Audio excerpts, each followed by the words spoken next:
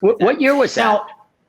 Now, 2014. So that was the 2014 year. So yeah, December 2014. And it was so much fun shooting that. At the end of that year was when I got hired by Canon, right? So then, as these celebrations, all this fun stuff started to happen, I started to get a little bit used to my home break, right? You can see that the photos here started getting better as you kind of get used to your home field. And then I started saying the same thing. I want to get more creative. I started getting low. This shot was with the Canon 80D. And of course, you have the articulating screen. So again, taking advantage of the technical capability and making it a little bit more creative. The 70-200, right? Using the focus limiter on the side and not letting it focus close so you can shoot through, right? Yeah. It's a huge benefit to be able to do that. But then what really started to change me again was when Robert Mora, who now this chief photographer, said to me, as we started a new season, he said, okay, I'm going to start giving you assignments because I want to push you to grow.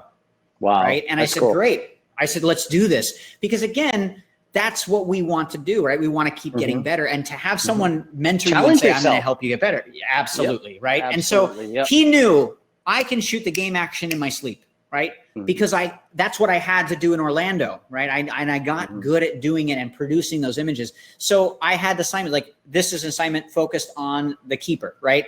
And getting shots focused on the keeper. So I said, how can I make it creative? I waited and positioned myself for moments to have a defender and a defender frame the keeper. Right. So we have shots like this.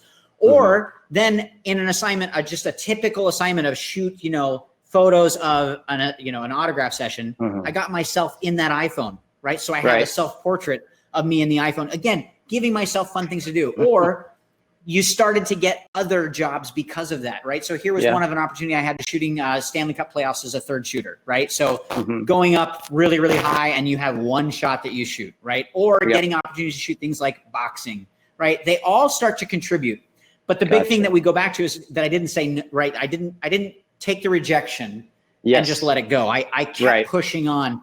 And then you find yourselves in situations where you start to bridge gaps. And this is a parallel that you have as well, where the athlete becomes an acquaintance and the acquaintance becomes a friendship and the friendship develops into let's get creative together.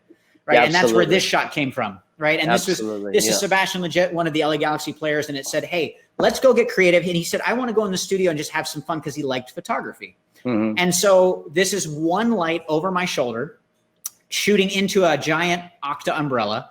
And it's one of those deep, umbrellas. And then it's just one speed light, mind you, that I'm saying. One speed light that's pushing back, that's pumping this light. So over my left shoulder, and then it's coming through one frame, one speed. And we tried it one time. I said, hey, kick up the ball to your right. I think it'd be really cool. And you have the logo that, again, product of planning and timing and my skill and his skill. His skill as the athlete to be able to control the ball, do that. And my skill at the timing to, again, knowing action to capture the peak action at that one exact time. Right. So this is where the practice of action can come into studio play.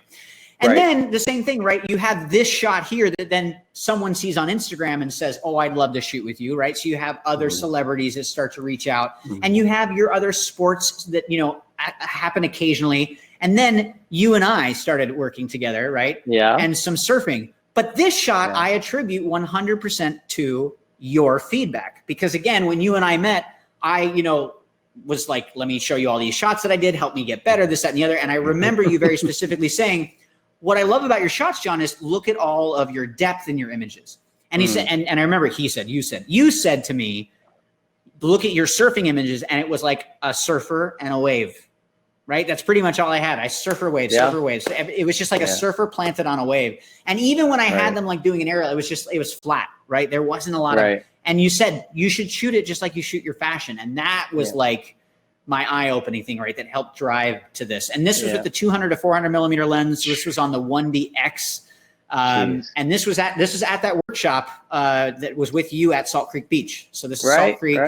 And that was fun. This was one of those two kids that you had out there surfing. Yep. As well. Yeah. So again, great things. And again, what I like about this is the layering, right? The light that you have cascading across the rocks in the front that gives you the layer, and then the wave, and then the background as well that's starting to work there. This was the first shot I ever shot at Pipe. This was my first trip to Pipe. And this also was between sets. This was before the workshop. This was our first workshop in Hawaii. And I had just landed and I was driving out to North Shore, making my way. And I was texting you. I remember texting you saying like, hey, I think I'm going to, go to Turtle Bay and just, kind of set up. And you're like, I'm headed up there. Everyone's saying it's firing.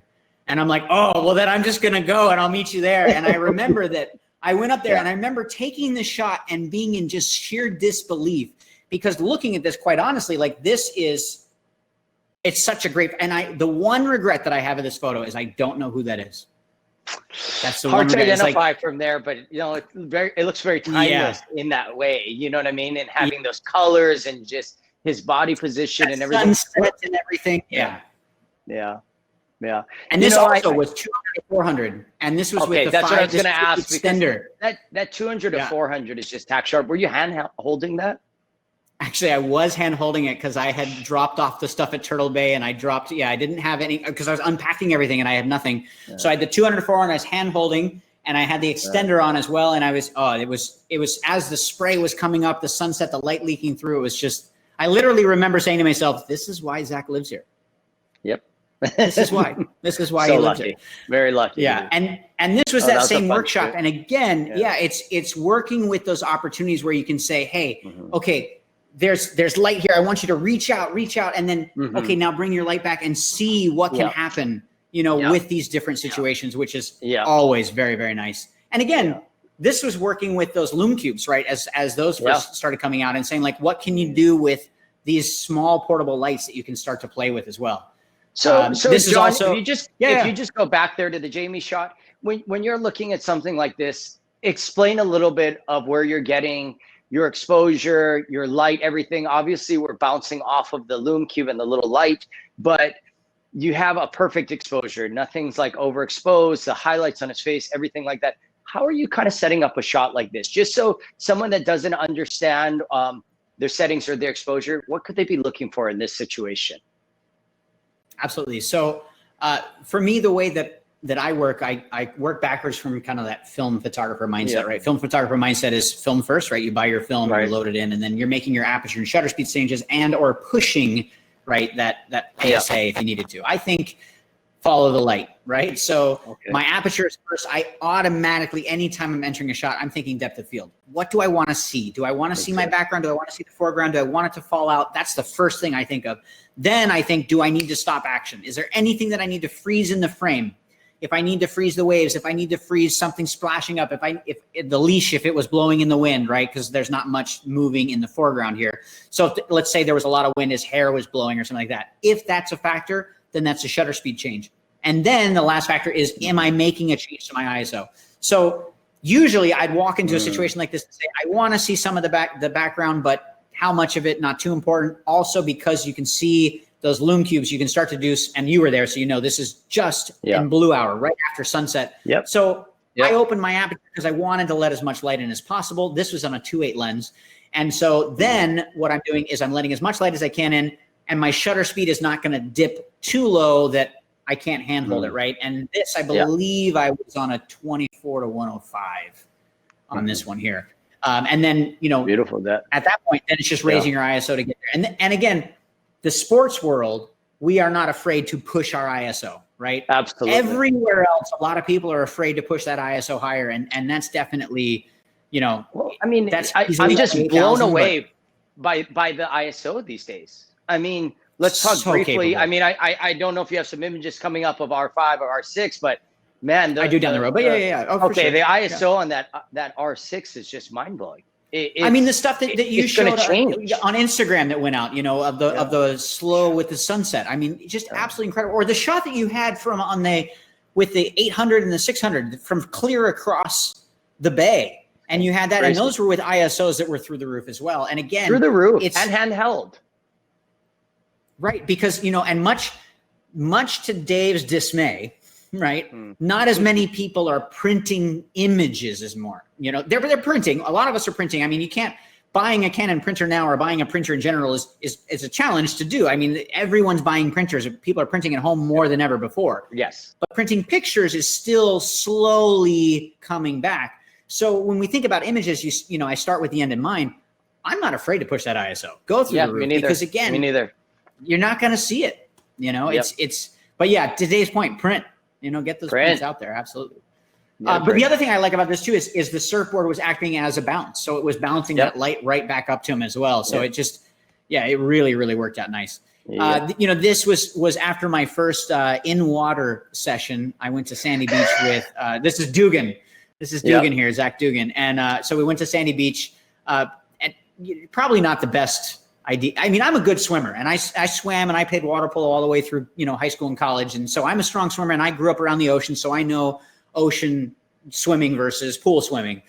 But man, I got to tell you, once you have a camera, because I had a 5D Mark IV with a water housing in my hand. Once you have that camera in your hand, a totally different world doesn't even begin to cut it, right? That doesn't even, and I remember talking with you before I went out, and I remember all you said is, don't let the housing hit your head. That's the only thing I'm going to tell you. And all I remember the first time I got rocked is just holding the housing out and just remembering as I'm tumbling is don't let it hit your head.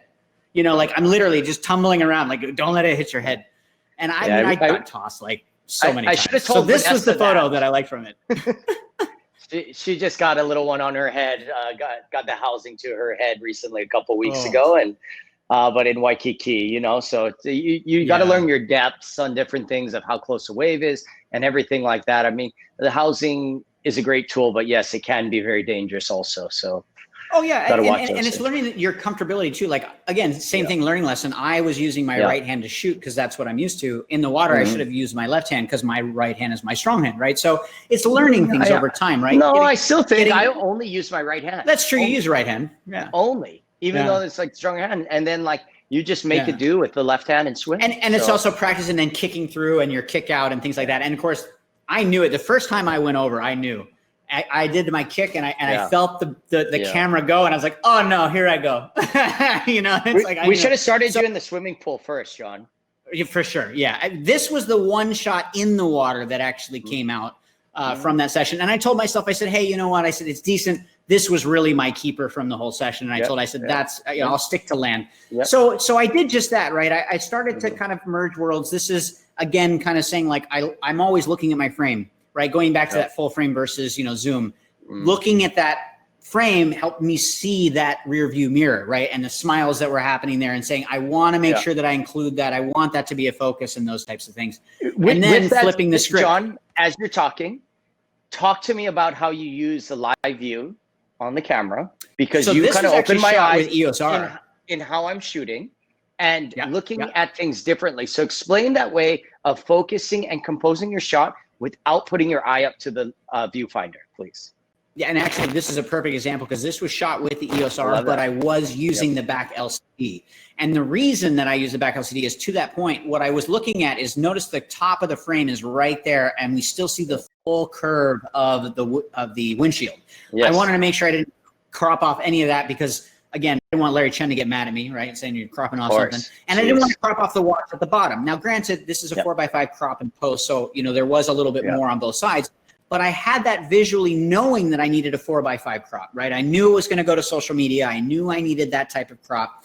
And so what I did is I pulled my head out of the viewfinder because I said, I need to see the autofocus brackets on the EOS R.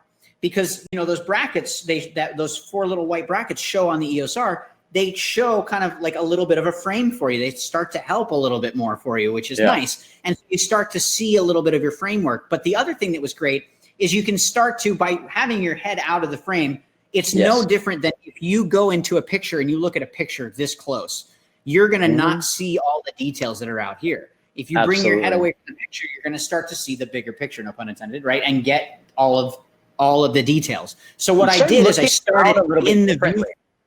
Exactly. I started in the viewfinder to triple check, even though I had a histogram, to triple check my highlights, which goes back to that Jamie O'Brien photo where I always look for my highlights first and make sure that I'm not overexposing my highlights because I can always pull information out of the shadows, but getting information from the highlights, not going to happen. So I expose for my highlights, in my viewfinder, and then I will come out of the viewfinder to frame that shot knowing that my exposure is already dialed in. Right? Because what's going to happen is as soon as I come out of the viewfinder, my eyes are going to adjust and whatever seems dark or bright is going to look different.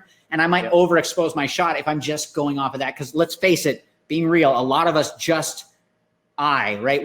We chimp down, we look at it and we say, okay, I'm going to adjust my exposure. We don't look at our meter anymore. Yeah. We don't look, you know, and I know this from doing workshops with everyone, right? You don't look at your meter anymore. You turn on live view or you're looking through and you make it, especially with mirrorless cameras. And I've got to say, honestly, it's not to a fault. The images are freaking awesome. Like they're tack sharp. Rudy Winston, you know, my coworker who does almost all like our big, you know, launches, he has said to me flat out several times, and I love it. He's like, it feels like cheating. Because it really does. Like, it's just like, oh, it's that easy, right? It really does make it that easy. And with things like eye detection, a shot like this, an eye and head and face detection, this was with the DSLR, but now I would get a shot like that in one try, you know? Yes. So it allows us to, like we said before, we can be creative. We can think about more conceptual shots like this and say, I want to be creative, or something like this and say, I want to be more creative, and think about the creativity behind it and not so much the tech. Thank you for tuning in to this week's episode of Between Sets. Make sure to like and subscribe to be tuned in on all future episodes. Thank you.